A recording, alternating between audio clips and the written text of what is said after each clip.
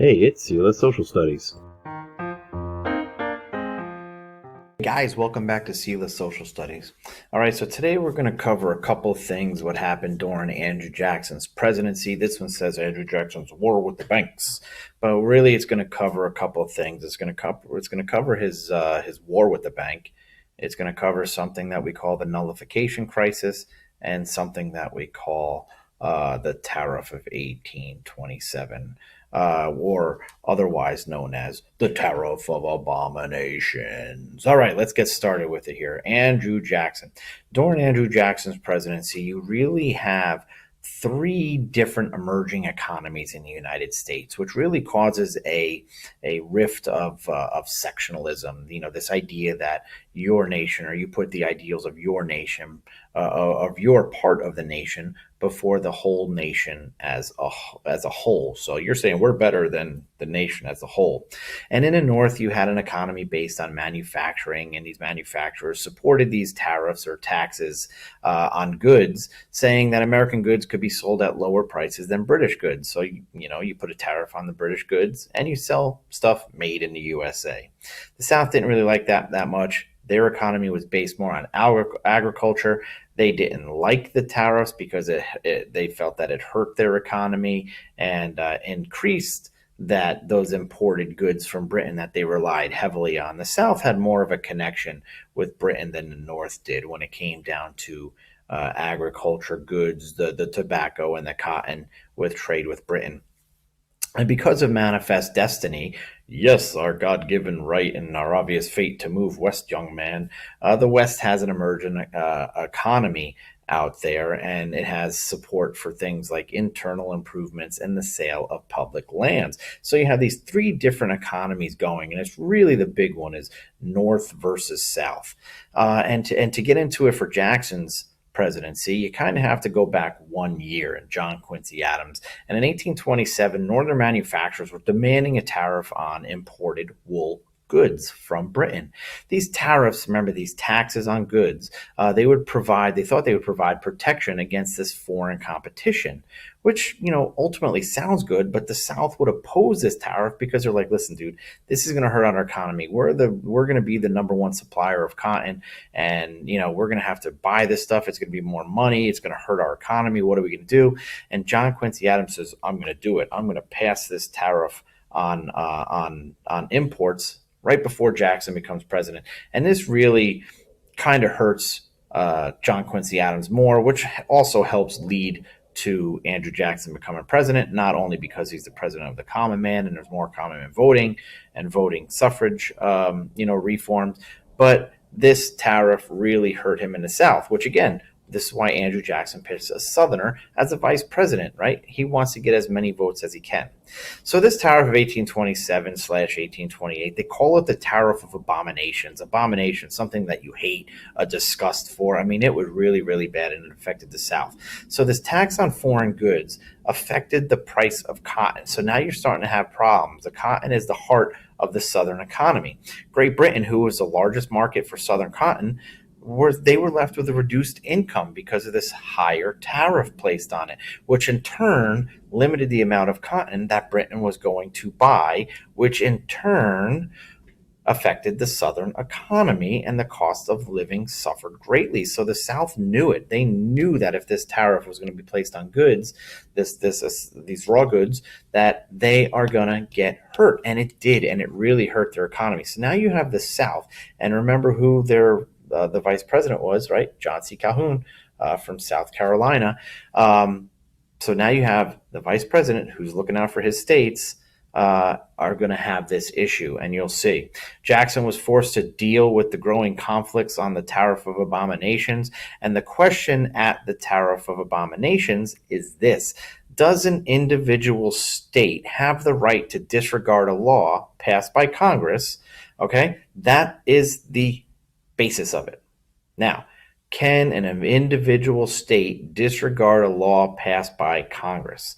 Heart of the growing conflict over these tariffs. John C. Calhoun, a supporter, remember, from South Carolina, a supporter of the South, he advances something called the states' right doctrine. And here's what he says. He says, a state's power is larger or greater than the power of the federal government is because these collection of states together is what actually forms the national government. That's John C. Calhoun's argument. States, individual rights. Now you're going to see this individual rights thing, and it's going to carry on for quite a while longer. But he says that these individual states can nullify or cancel out or reject any type of federal law that they judge to be unconstitutional. If you have all these states combining to make the federal government, he's saying you should be able to, as the states say, that's unconstitutional, we don't want to do it. Very, very controversial theory that John C. Calhoun pushes forward, and creates what we call the nullification crisis. The nullification crisis is this idea that these states can nullify any laws they deemed unconstitutional.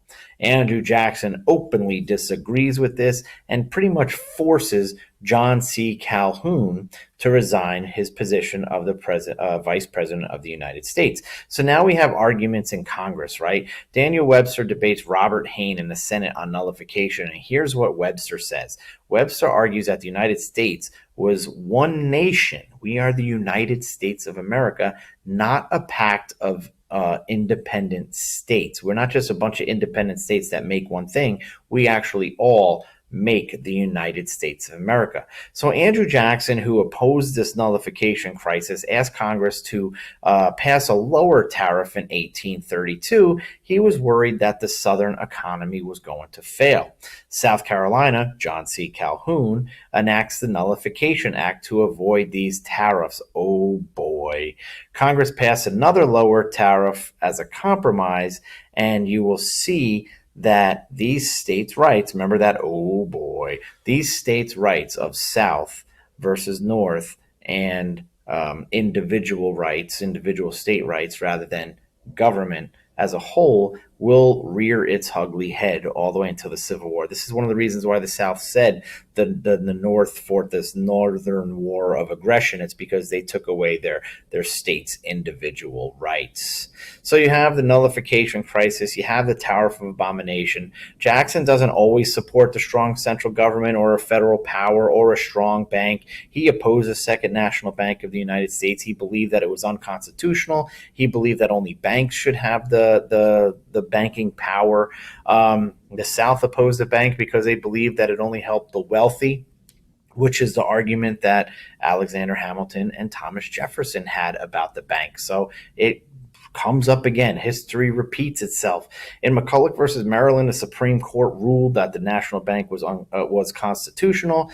The bank refused to pay the tax that the state had placed upon it, Maryland, and the ruling was that states cannot tax federal entities. So Jackson winds up vetoing the renewal of the bank's charter in 1832, and he really starts to have issues, right? He takes money out of the national bank to fund the state banks. He tells the state banks that they can use that money to give credit to buy land, which helps the idea of expansion, but really hurts in inflation. And in a way that Jackson tries to slow down this inflation, he says, hey, when you're going to buy your land, make sure you just buy it in gold and silver. But that didn't help the economy at all. And Jackson, with his banking ideas, unfunding the national bank, canceling its charter, giving the money to the states, and these policies led to what we call the Panic of 1837.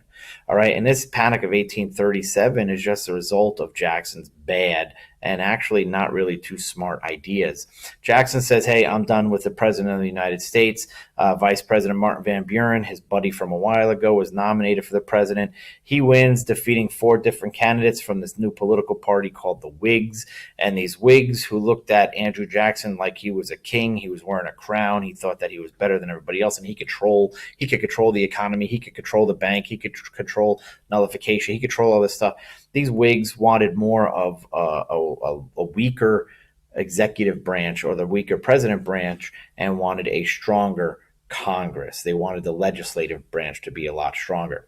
People wound up blaming Martin Van Buren for the Panic of 1837, even though it wasn't his fault. It was Jackson's fault. And Martin Van Buren was defeated in 1840 by the Whig candidate William Henry Harrison. You remember him.